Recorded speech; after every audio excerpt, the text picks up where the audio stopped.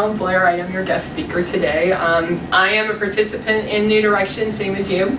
I'm in maintenance now. And so Janet asked if I would come and share my story with you and kind of give you some encouragement and let you know that, yes, it's possible. You can get to the end. So I started with New Direction last year on April the 6th.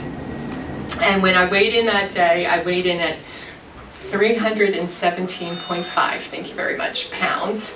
I looked a little different back then, and actually here's a picture of me. These are my befores. So you can see from whence I came. Wow. It is a different person. You are a totally different person. Yeah, Wow. yeah, it's crazy, it's crazy. And Holly, my daughter, suggested that I keep a pair of pants as a comparison for later so I could do one of those commercials. And so these are the pants I used to wear. I took them out this week and was like, I couldn't believe I used to wear these. Yeah. And they used to be a little snug in the waist. So it's kind of crazy. But yeah, that's where I started, and I decided that I would go on VLCD because I wanted to get this over with as soon as possible. And also, I wanted a break from food because food for me at the time was in my head like a bad song. It just wouldn't go away, and I just wanted a break. And this seemed like the most reasonable thing that I could do to get that break. So I went on VLCD right away, and I stayed on that as long as I could until my BMI had dropped below 25, and then I had to go off and go on to LCD. So I did that, and I stayed on that until April of this year, so April 7th.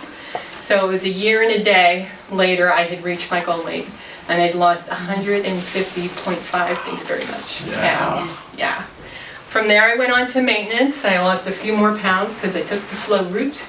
And then at the end of June I had surgery and I lost a couple more pounds from that. So altogether I've lost 160 pounds. Wow, that's amazing. That's great. Yeah, it's kind of crazy. I have a hard time still wrapping my head around that. So it's just, I was looking at the photo my husband saw it the other night and he said, I don't remember you like that. You know, I have a hard time not thinking this is photoshopped, but that's what it was. And so, yeah, so that's where I was, and this is where I am today. When you lose that much weight, people notice, and when they notice, they have questions. And two questions that I get asked an awful lot is, how did you do that? And do you have any tips? So I thought I would answer those questions for you all tonight. So I thought I'd start with my most popular tips, my 3 top tips for how to get through this program and get to the other side by Marilyn Blair. So my number 1 tip across the board is to decide. And for me that meant deciding what I was going to do, which was VLCD, and then deciding how was I going to do it. And I decided I would follow it strictly. Now, I used to teach school, actually Pam and I, we were just chatting, we used to teach at Benchmark School. She's still there, I left, I'm retired now. But I used to teach 3rd and 4th graders, and I used to tell them frequently, you are in charge of you. Be purposeful, be intentional, be actively involved. You be in charge of you. And so I tried to embrace that philosophy for myself as I went through this program. And so I wish I could say that I made that decision about following the program strictly. I wish I could say I made that purposefully and intentionally. But in the beginning it was more accidental because I was in a panic. I had been told that I was pre-diabetic, my other blood work was not good, and my health was just going in the wrong direction in a big way, and I needed to turn this ship around quickly. And so when I started the program, I pretty much white-knuckled it. I was like, okay, whatever you say, I'm going to do. And I knew I wanted to start off well and set a really good foundation for myself. So I just followed it strictly just because I was afraid. But after about a month or so, I started to relax. I was getting used to the program. And then the first holiday came. It was Memorial Day weekend. And the Thursday before that, I was here and I was meeting with Lynn for my one-on-one. And she said this to me. She said, you know, some people really have a hard time with holidays and they feel the need to eat. And if that should happen to you, I want you to know that you can have a piece of grilled chicken or an egg. Basically, stick with lean protein and you'll be okay. And I thought about it for a minute, and then I said, well, I think I'd just like to stick with the program. And she said, well, that's a good option too. And so that's what I decided to do. And that night I got home and I remembered that my husband and I had been invited to a cookout over the weekend. And I thought, ruh-roh, Scooby, what are we going to do now? I thought, well, I told Lynn I was going to stick with the program, so I better do that. And so I decided my best option was going to be take 2 bars with me for dinner. So the day of the cookout came and I packed my little chocolate fudge bar and a little peanut butter bar in my purse, and off we went. And on the way I'm thinking, this is going to be awful. This is going to be awkward and embarrassing, and I was nervous. And we get there and, everything's fine. We're all mingling, and then it comes time for dinner and we sit down and I pull out my 2 little bars and put them on my plate. And no one noticed. No one. Except for the woman who was sitting directly across from me. She noticed and she asked about it and I explained. And she said, well, that's terrific. Good for you. I wish you well with that. And that was it. And then we went on and talked about all kinds of other stuff. And I got home that night and I was feeling pretty good. And then I realized I'm feeling pretty good. I thought, I just spent 6 hours at a cookout surrounded by food. I'm on a diet and I don't feel guilty. I thought, this is awesome.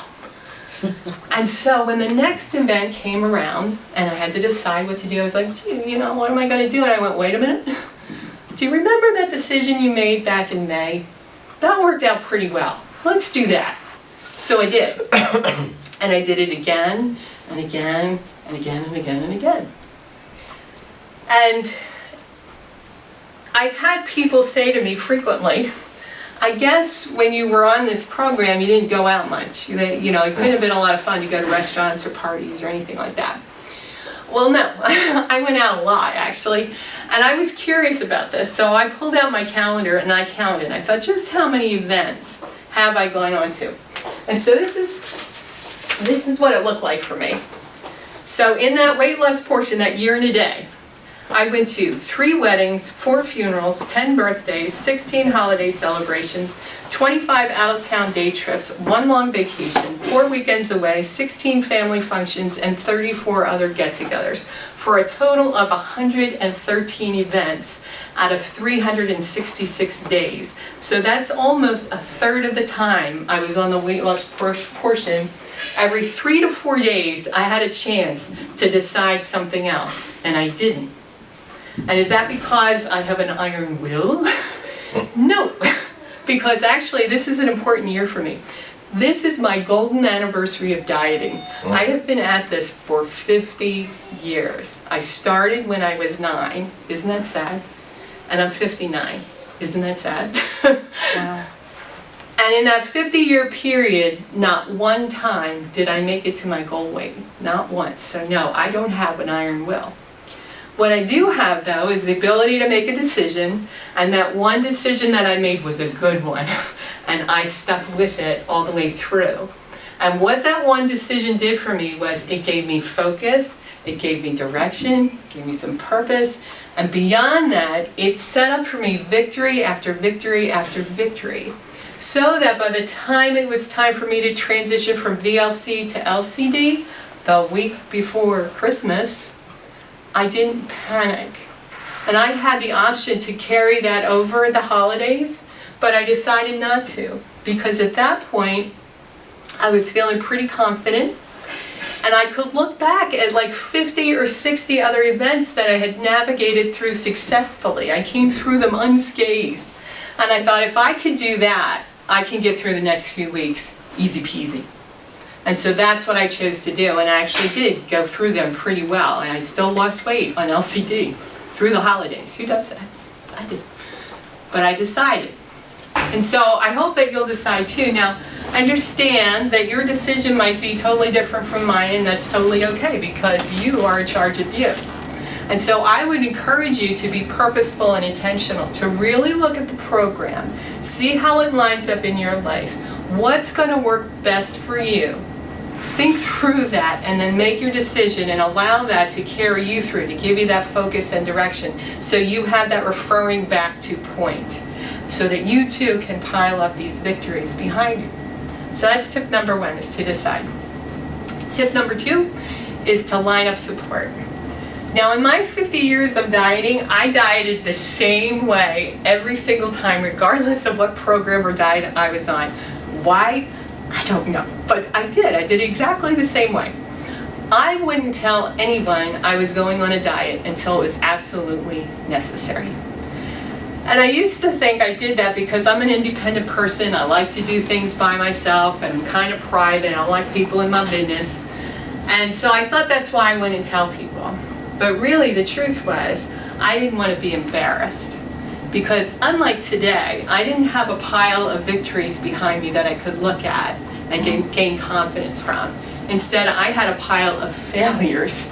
And I think I knew in the back of my mind, as hopeful as I was that whatever thing I was on next was going to work for me, I was afraid that in the end I would fail.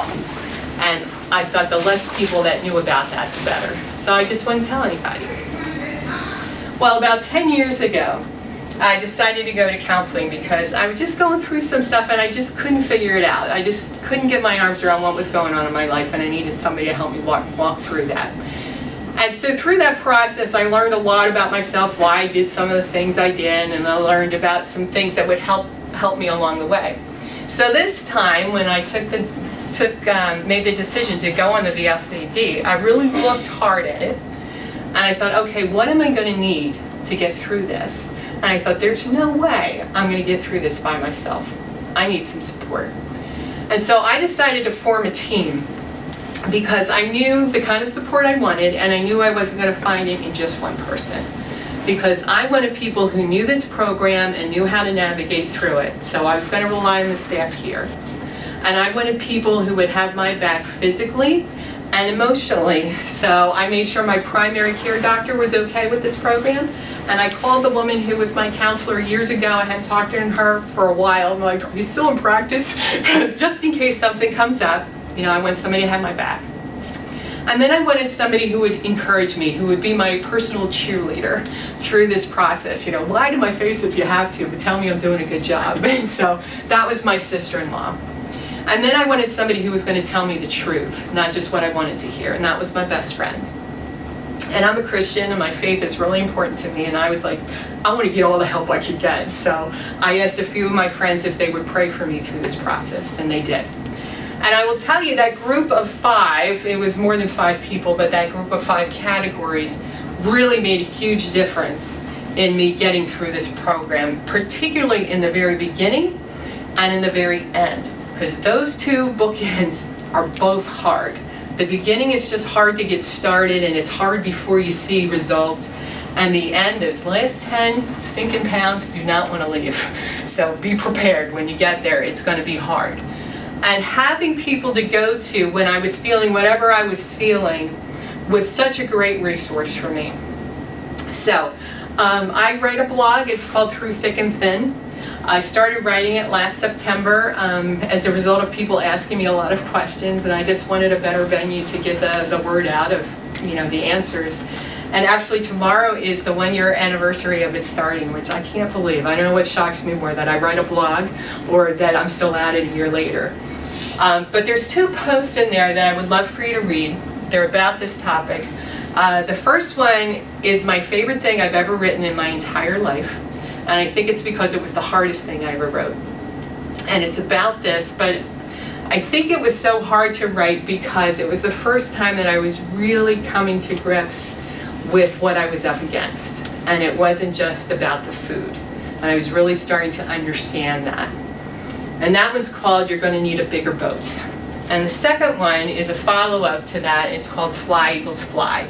And that's about my team, and I go into a little bit more detail about how I set it up and who it was. And it might be a good resource for you to get some ideas for your own team. Excuse me. So I'll give you information on how you can connect with my blog at the end. So number 1, you want to decide. Number 2, you want to line up support. And number 3, you want to get connected. Now, it's important for us to get support from people who are outside this program, because obviously 99.9% of the people we deal on a daily basis are not on this program, so we need their support. But I would say it's vital for you to get support from people who are actually on the same program as you, who understand what you're going through, who get it. So when I said, like earlier, about food being in my head, many of you were nodding. You knew exactly what I was talking about. When I say that to people who haven't had a weight problem, you know, they're trying to be sympathetic, but they have no clue. Just put down the cookie. Yeah. If it were that simple. Exactly, just do it. Yes. So it's important that we make these connections so we know we're not crazy, and that people understand what we're doing. So we need people who are in the trenches with us who get it. And so we can kind of warrior together. And so I'm going to tell you 4 places where you can go to connect with people who are on this program. 3 of them are on Facebook. And if you're not a Facebook person, that's okay. But I would encourage you to go on and just join either one of these 3 groups or all 3. I'm in all 3 because I love them all. The first one is our group here. It's Mainline Health New Direction Facebook group. The second one is a national group. It's called New Direction Weight Loss Support Group. And the third one is the companion to my blog, and it's called Through Thick and Thin Discussion Group. And all 3 of these groups are great. They're filled with supportive people. They're places to go if you have a question, or you're struggling, or you need an idea for how you do whatever, you know, whether it's I'm going to be traveling and has anybody traveled with these products, do you know what to do, or how do you get all that water in, or, you know, whatever you question you might have. It's a great resource. The only question I would say is the New Direction National Group. This program is not administered the same way across the country, and so you might get some advice there that differs from what you've heard here, and I would say do what you've been told here. You know, this is a great program. Some of the programs that are out there, they're just like at a doctor's office and they don't have class, or, you know, they're just with a nutritionist, and it's just not the same. So we have a great group here and people who are really watching out for us, so I would say, you know, fault on this side. So those are 3 places you can go. The other place you can go, you're doing it. You're right here. You're here in class. You come here on Thursdays. And if you're a person that generally doesn't come to class, I hope I can convince you to do otherwise in the next few minutes, because what happens in this room is vital to your success. Because what happens here is we're given information, and it's really good information. We need to know this stuff. But I know as a teacher, we have this little saying, it goes 6 before it sticks. And that means that you need to interact with information at least 6 times before it sticks with you. And so if you come into class and you just grab sheets and go home, you don't bother staying, and you go, I'll just read this at home, and you go home and you actually do read it, you are interacting with the information, but it's on a very low, basic level. And so the odds of you retaining that and being useful to you, very low. But if you come to class, you got people here, and you're going to start using all of your senses. You have to see, you have to hear, and if we get lucky, occasionally we get to taste and smell and touch. And when you do that, stuff starts happening in your brain. All these little neurons start firing off, and you start making connections with that information. And the odds of you retaining it and it being useful to you go way up. But not just that, there's more. We're on a cycle. They repeat these classes. I've been here for 1.5 years. And so I've heard the protein lecture 4 times now. The first time I heard it was when I was white knuckling. And I'm listening to this, and in my head I'm saying, I'm not eating anything that doesn't come out of a packet. And so while the information was good, it wasn't really sinking in. The last time I heard it was just a couple weeks ago. And now I'm on maintenance, and I can eat whatever I want. And I'm listening to this going, oh my gosh, I never heard this before. I've heard it 3 other times. Has the information changed? No. But I'm in a completely different place. So what I'm going to pull from that is totally different every single time I've heard it. So believe you me, I've got 2 more times in me before I'm done.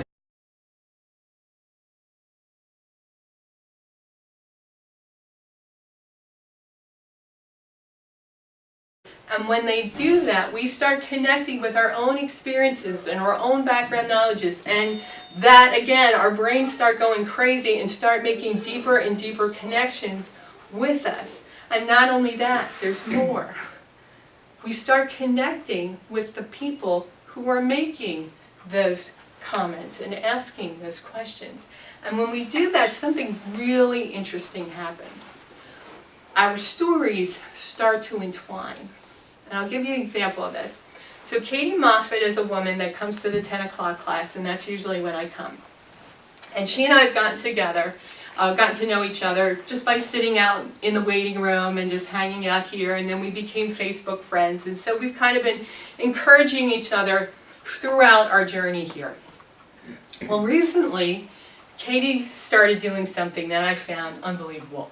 She started running 5Ks. Now for me, that is not on my bucket list. I have no interest in running 5Ks. I'll walk one, but I'm not going to run one. But it was amazing to me that Katie could do that because she started not unlike me, where it was difficult for her to walk up a flight of steps without getting winded. But here she is today. She lost 100.5 pounds. So she made her goal weight today, and now she's running 5Ks. Well, the first time she did that, I was so excited for her and I was celebrating with her, but honestly, it felt like I had run the 5K because I knew I had a part in her story. Her success had become my success, and her struggles have been my struggles. We've connected in that way, and that has happened over and over and over again. I think that's totally cool.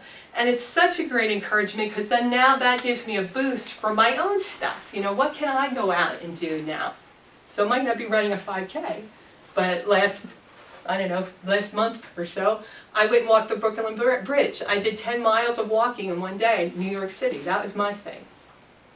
So, there's that. But there's more. I noticed something in the year and a half that I've been here.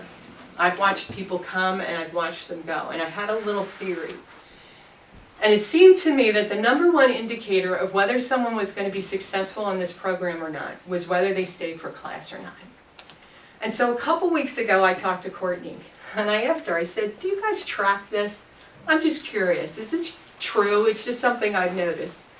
And she said, actually, yes, we do track it, and you're absolutely right. That's the number one indicator. What?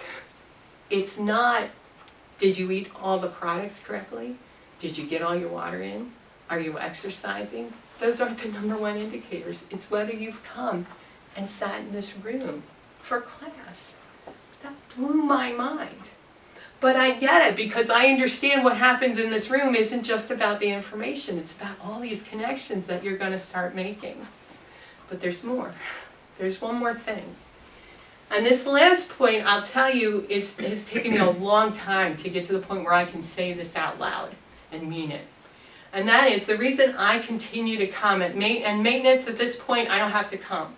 I could come once a month or once every other month if I want to. But believe me, I'm going to be here every week for quite a while yet. And the reason I'm going to do that is because I'm important. And I am worth it. I'm worth the time. And this takes a lot of time, and I get it. I know we're all busy. And I'm retired now, but my time is not my own. And I'm a very busy woman. And when I come here, it takes me 40 minutes just to get here. So by the time I get here and I connect with everybody and I get home, most of my morning is gone. But it's worth it because this is such a valuable tool that we have, and I want to use every tool that's at my disposal. And so I make that a priority. And my family thinks I'm worth it. My friends think I'm worth it. And if you don't have anybody in your life telling you you're worth it, let me be the one. You're worth it too. You know, we all are. What we're trying to do here is so hard. This is a big deal. And we need to use everything we can at our disposal to get through it. And so I'm going to encourage you to please, I'm so proud of you that you're all here tonight. And I hope that this becomes a habit for you, that you continue this on in the future. So decide, line up support, get connected. And I've gotten connected with lots of people. I connect with people here. And I've connected with people across the country through my blog and through Facebook. And recently, a woman connected with me and she said she had just started VLCD, it was her first week. And she said, I have a few questions for you if you wouldn't mind. I'm like, sure, go ahead. So she said, first, I want to know about this water. How much should I really be drinking? Second, I've been really hungry this week. And so I heard you could eat some cheese. And I've been eating a lot of cheese. Is that okay? And third, I want to know, how'd you do it? How did you get through this? And so I answered her and I gave her some thoughts about water and I told her, you're going to drink more than you ever thought humanly possible, but it's okay, that's what you want to do.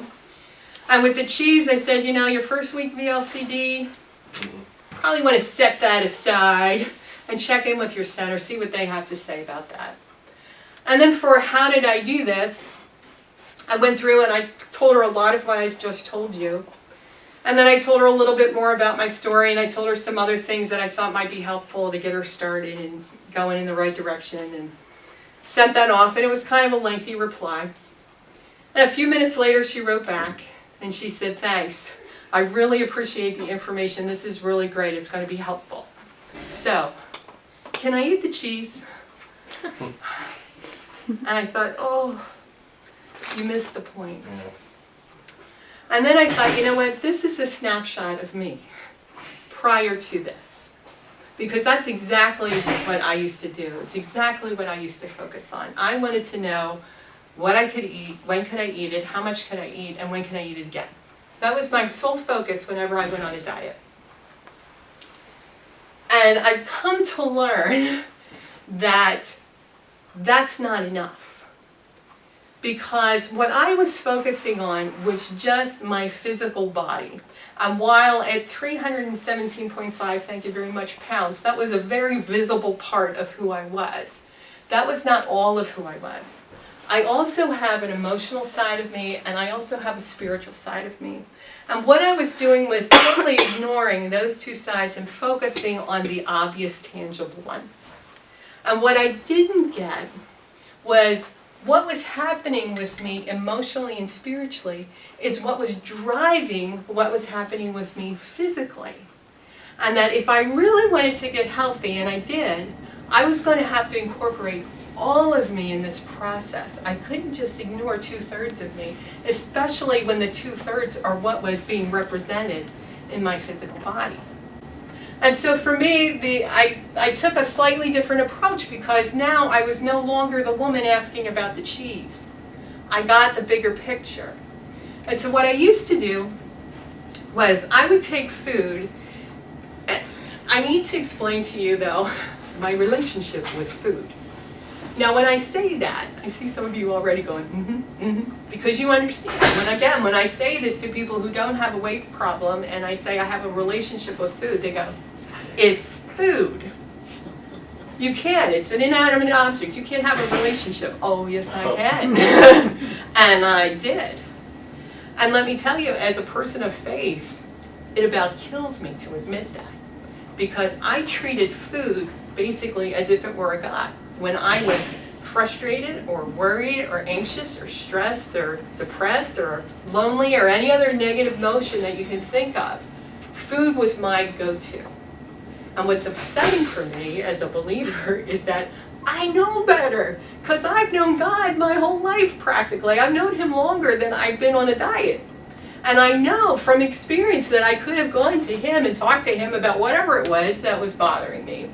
Because He's proven to me time and again in my life how He cares for me, provided for me. He literally has done miraculous things in my life. I have proof of that. I know this. And yet, I still had this. And so here's what I would do. I would take food which had become my most significant coping mechanism, and I would set it aside. And I would replace it with nothing. And then I would set the standard for myself of perfection. I would expect that I would follow whatever diet program I was on perfectly, no exception. So can you see why in 50 years I never one time got to my goal weight, not once? Now here's the interesting thing. I've been thinking about this because I thought, Why did I do that? Because I don't expect perfection in my life in any other area of my life, not one. I have high standards for myself, I have high expectations, but they are nowhere near perfection. I cut myself a lot of slack. So why there? I think I know. I think I knew in the back of my mind that if I took my most significant coping mechanism and I set it aside and I replaced it with nothing and I set an unachievable standard for myself, that eventually I would fail and I could go back to the thing I had been dependent on. And that right there, that is a picture of addiction.